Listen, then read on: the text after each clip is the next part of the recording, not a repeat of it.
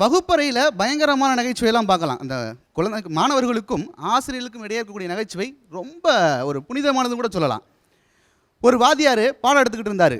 ராமர் வில்லை உடைத்து சீதையை மணந்தார், சரியா தவறா? டேய் நீ சொல்லு அப்படின்னு ஒருத்தன் எழுப்பினார். அவன் தப்பு சார்ன்ட்டான்.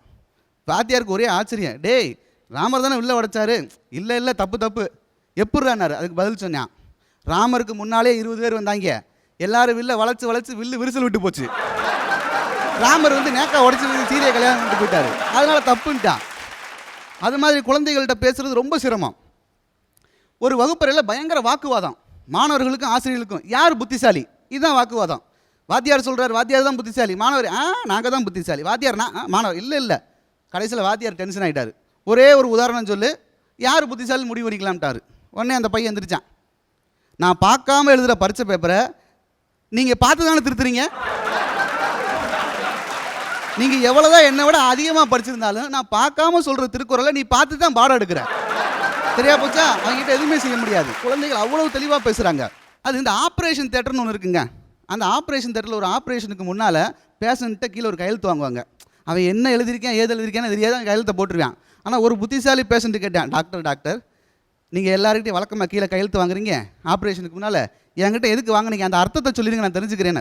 டாக்டர் சொன்னார், ஒன்றும் இல்லை, இன்னொரு அரை மணி நேரத்தில் ஆப்ரேஷன் முடிஞ்சிடும், நீ செத்ததுக்கப்புறம் பேயா என்னை பயமுறுத்த மாட்டேன்னு அதில் எழுதியிருக்கேன். ரொம்ப அறிவியல் ரீதியாக யோசிக்கிறாங்க. அது மாதிரி சிலர் பாருங்கள் பெருமை பேசிக்கிட்டே இருப்பாங்க, எப்போ பார்த்தாலும் பெருமை தான், ஆனாலும் சோகமாகவே இருப்பான். என்கிட்ட அந்த மாதிரி ஒருத்தர் வந்தான், சார் ரொம்ப சோகமாகவே இருக்கான், அவனை நான் பார்த்தேன், டே எப்போ பார்த்தாலும் ரொம்ப சோகமாக இருக்கியே, ஆனால் பெருமை பேசுறதுல ஒன்றே மிச்ச முடியாது, எப்போ பார்த்தாலும் யோகா அடிக்குதுங்கிற, அப்புறம் இப்படி இஞ்சி தின உறங்க மாதிரியே இருக்குண்ணே. அதுக்கு அவன் சொன்னேன், அட போயா, யோகங்கிறது என் பொண்டாட்டி பேர். அது மாதிரி இருக்குது. அது மாதிரி கிராமத்து பக்கம்லாம் போனீங்கன்னா, ஒரு கடையில் போய் ஏதாவது ஒரு பொருள் வாங்க போனீங்கன்னா அங்கே ஏகப்பட்ட நகைச்சுவை நடக்கும். நான் ஒரு கிராமத்துக்கு போனேன். கிராமத்தில் போய் கடைக்காரர்கிட்ட கேட்டேன், கடைக்காரரே 1 லிட்டர் மண்ணெண்ணெய் எவ்வளோங்க? 20 ரூபாய்ங்க. ரொம்ப அதிகமாக இருக்கே, எப்போ குறையும்? அளந்து ஊற்றும் போது லேசாக குறையுங்க. எனக்கு உங்ககிட்ட என்ன பிடிச்சிருந்த காமெடி ஜோக்ஸ்லன்னா, அன்னாடம் வாழ்க்கையில் நடக்கிற விஷயங்களை வச்சு காமெடி பண்ணுறீங்க. இந்த மாதிரி காமெடி தான் ரொம்ப நாள் நிலச்சி நிற்கும். நன்றி. நம்ம தங்கவேலு சார் இந்த மாதிரி விஷயங்கள் தான் சொல்லுவார். தங்கவேலு அவர் அன்னாடம் பேச்சில் வரும் காமெடி. தேன் நிலவுன்னு ஒரு படம் உங்களோட பகிர்ந்துக்கிறதுக்காக சொல்கிறேன்.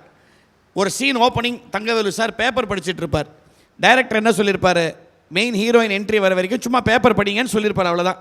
அவர் படிக்கிற நியூஸை பாருங்கள், அப்படி ஆரம்பிப்பார். சரிங்களா தங்கவேலு ஸ்டைல என்ன போட்டிருக்கான் பார்ப்பான், பதுங்கி திரிந்த திருடன் அகப்பட்டான், மடையன் பதுங்கினா இல்லை அப்புறம் ஏன் தெரிஞ்சான், அதனால தான் அகப்பட்டான். தங்கவேலு ஸ்டைல் காமெடி அது இன்னும் யதார்த்தமான காமெடி. நிறைய விஷயங்கள் இதில் சொன்னீங்கல்ல, ரொம்ப நல்ல முக்கியமான ரொம்ப பிடிச்சது, எப்போ குறையணும்னு கொஞ்சம் ஊற்ற குறையும். நீங்கள் பாருங்கள், இந்த யதார்த்த காமெடி ரொம்ப நாள் நீடிச்சு நிற்கும். நன்றி சார், நன்றி, வணக்கம்.